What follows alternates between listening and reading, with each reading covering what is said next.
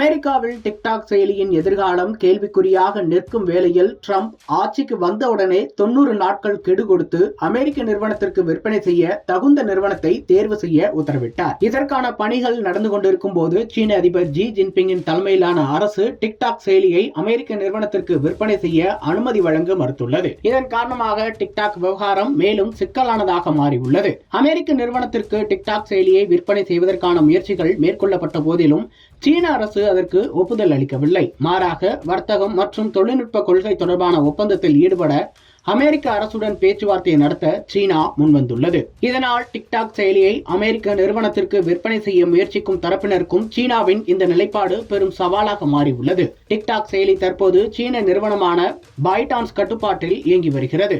இது அமெரிக்க அரசு மற்றும் நீதிமன்றத்தில் தேசிய பாதுகாப்பு அச்சுறுத்தலாக பார்க்கப்படுகிறது. இதனால் இதனை தடை செய்யும் உத்தரவுக்கு நீதிமன்றமும் பச்சை கொடி காட்டியுள்ளது. இந்நிலையில் டிக்டாக்கின் அமெரிக்க செயல்பாடுகள் வர்த்தகத்தின் 50% பங்கை அமெரிக்க நிறுவனத்திற்கு விற்கப்பட்டு அமெரிக்க மக்களின் தரவுகளை அமெரிக்க மண்ணிலேயே வைத்துக் கொண்டு இயங்க அனுமதி கொடுக்கப்பட்டது. இந்த 50% பங்குகளை வாங்கும் அமெரிக்க நிறுவனம் யார் என்பதை தான் தற்போது தீர்மானிக்கப்பட்டு வருகிறது. டிக்டாக் செயலியை வாங்க பல முக்கியமான நபர்கள் ஆர்வம் காட்டியுள்ளனர். அமெரிக்க அரசு ஈக்விட்டி ஃபண்ட் மூலம் டிக்டாக் செயலியை வாங்க வேண்டும் என்ற கருத்தும் முன்வைக்கப்பட்டது.